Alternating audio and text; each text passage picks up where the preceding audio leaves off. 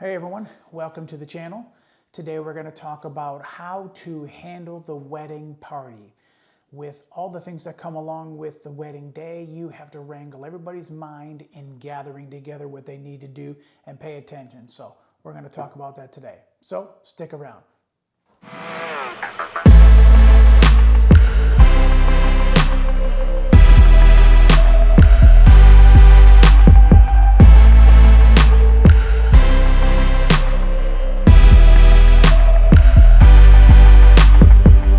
Welcome to the channel. Thank you for clicking on this video and taking a look at the subject matter as far as how to handle a wedding party. And that means corral, that means wrangle, that means gather, that means attention of, that means all of that stuff. And I'm going to give you 5 points on how to do that efficiently and quickly and effectively, if that makes any sense. So let's get right to it.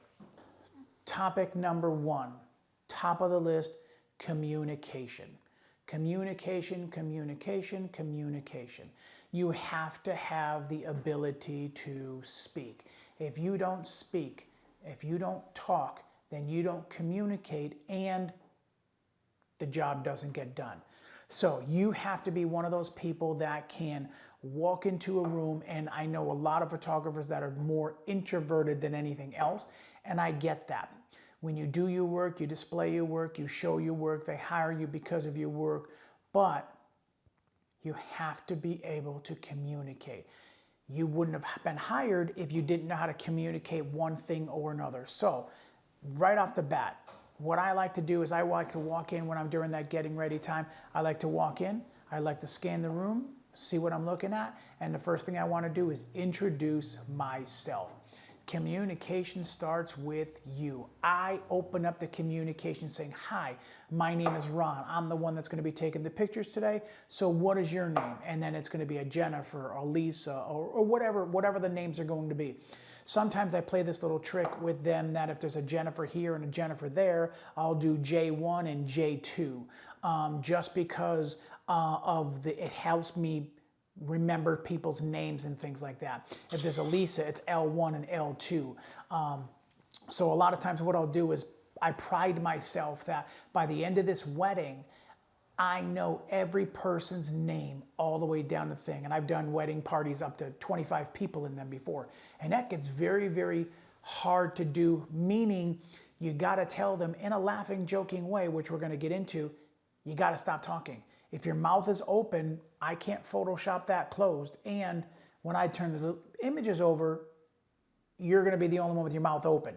Chewing gum, things like that. No cigarettes are in your mouth like that. No flasks in your pocket or anything like that. So let's just stick with the communication part of it for right now. So communication. Hi, my name is so-and-so. My name is Ron. What's your name? Hi, I'm Jennifer. This is Jennifer. This is Lisa. This is Julie. Whoever the names are going to be. By the end of the night, I will have every person's name memorized by the time that wedding is done. By the end of the night, I'm saying, hey, J1, J2, thank you for your patience today. Thank you for helping me out or anything else like that. So all of that stuff is very, very helpful when it comes to the communication part of it. Same thing with the guys. I had one situation where there was 2 Michaels. Actually, it was a Mike and a Michael. So it was literally M1, M2. But the funny part about it was they were both had beards. And one of them had red, and one of them had, one was a redhead, and one was had black hair. So literally, I just instinctively just said, okay, you're going to be Blackbeard and you're going to be Redbeard. Well, everybody thought that was the funniest thing, that by the end of the night, everybody was calling them Redbeard and Blackbeard. So sometimes you got to be that, laughy, jokey kind of person like that, because when people relax, images come out better. When people relax, they tend to trust you more. If they're tense because of distrust or not trusting you or miscommunication or anything else like that, they're not going to relax and they're not going to just pay attention during the picture. So number 1, communication. Number 2, approachable. You must be to the point where they know, trust, and can believe that they can walk up to you with whatever's going on. Hey, Ron, I've got a situation. Hey, Ron, I've got a question. Whatever it is, you must be approachable. If you're just standing in the corner waiting for something to happen and never in the right spot when it happens, you're going to miss something. So sometimes things need to be staged. Sometimes things need to be posed in order to get the images. Now, sometimes you're not there from 5 o'clock in the morning to do their wedding, so sometimes they already have their hair and makeup done by the time you get there. But when you want to get that mascara being on, the blush brush and stuff like that, you want to get that last hairspray shot and stuff like that. So as I'm talking, I'm going to be dropping some images into the video to show you exactly what I'm talking about. So you got to be approachable. You got to be like, wow, he looks like he's in a bad mood. That's not being approachable. If you're kind of laughing and joking and talking with them, not talking over them, not talking about them, just talking with them, they will see you as more of a friend as opposed to a professional. Now, some people say, hey, keep it professional. And I agree with that. But I also want people to know that they can talk to me and they can approach me and they can ask me anything. So that's how I do things. So you got to be approachable, and it starts with your face. If you're happy, let your face know it. Smile. All right. Third, confidence. Now, there's a very fine line between being confident and cocky. Confident is no matter what the situation is, you're going to do your best to take the best epic images possible. Cocky is you don't care about anything else around you, and you're just going to do things the way that you want to do them and move things the way that you want to move them, and you don't care. And that can work sometimes when you're in a jam or you're in behind or you're running out of time.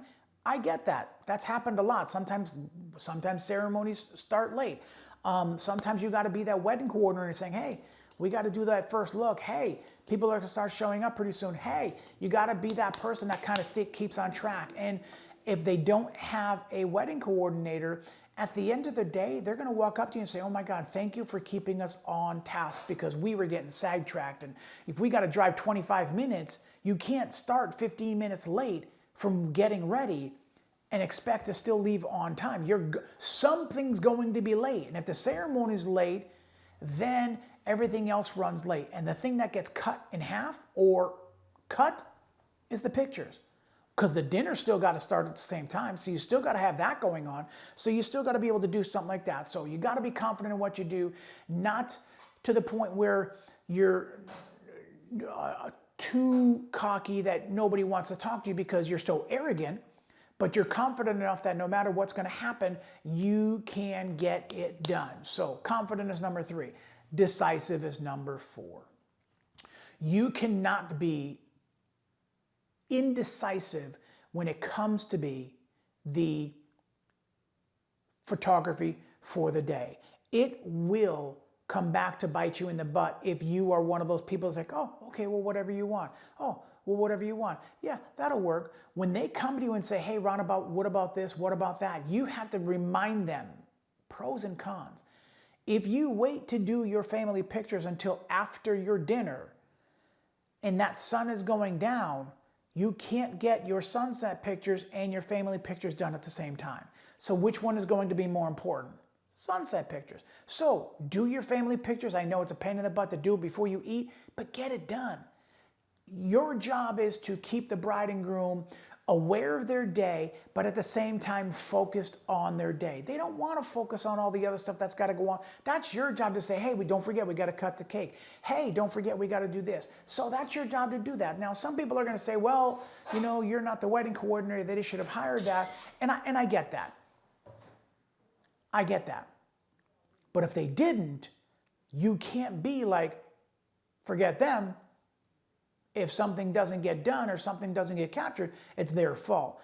No, I don't want any one of my brides and grooms ever to turn around and say, I forgot something, they forgot something. So when they come to you, make a decision, meaning find the pros and cons. If you wait to do this, you're going to sacrifice this. If you do this now, this is going to be better for later. So find those pros and cons and then say, what do you want to do?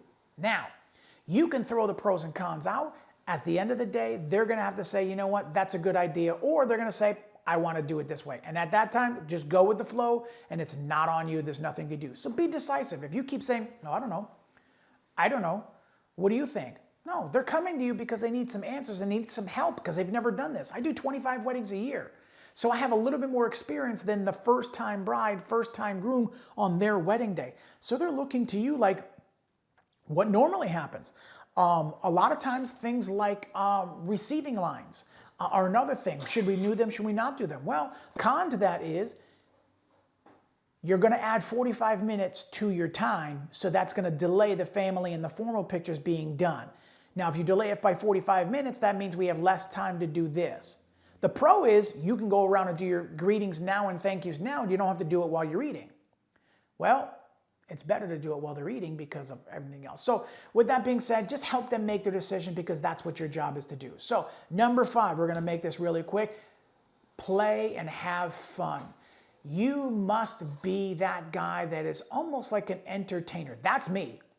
That's me. I can walk in there and my job is to make people laugh, joke, play, because when they play and relax, they're going to get better pictures. They're going to trust you more with what they're doing. They're going to believe you more. And at the end of the day, when they go home and they turn around and say, oh my God, that wedding was so good. What was that photographer's name again? He made us laugh the whole time, or he made us feel so comfortable. They're going to remember your name because of how you made them feel. Good and bad.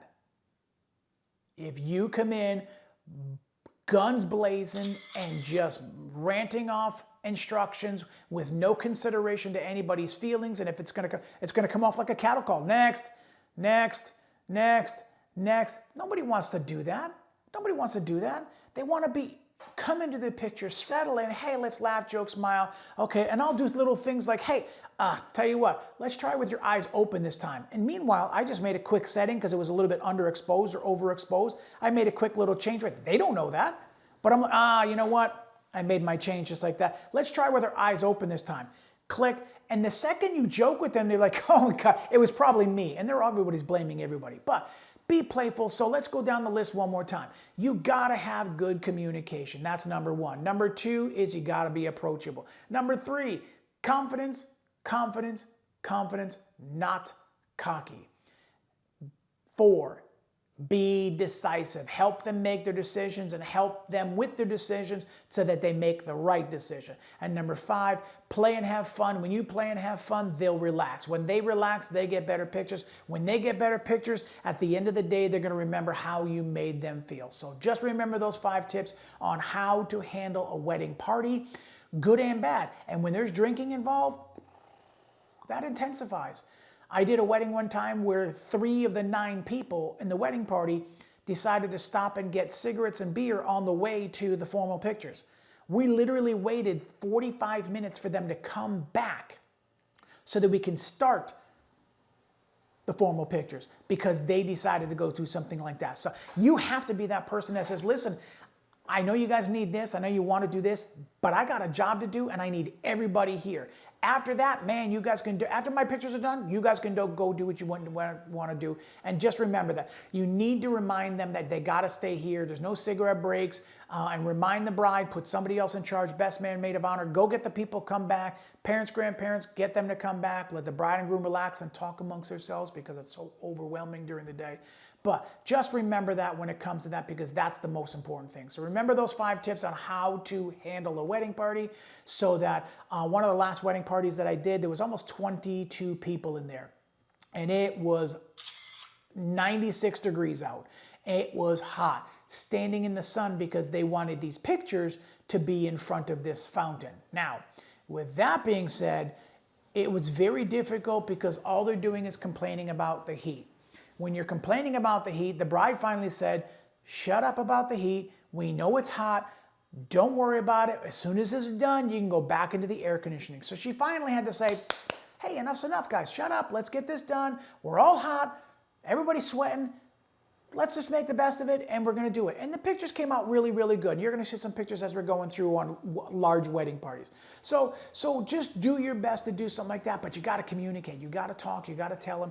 You don't communicate, there's no organization. There's no organization. You're going to forget something or lose something. So Hopefully that 5 steps helped you guys along the way. So I want you guys to be able to click that like button, hit that subscribe button, subscribe to the channel. I greatly appreciate it. Hit that bell for notifications, and I'll see you in the next one. So remember, smile more, it hurts less. Peace.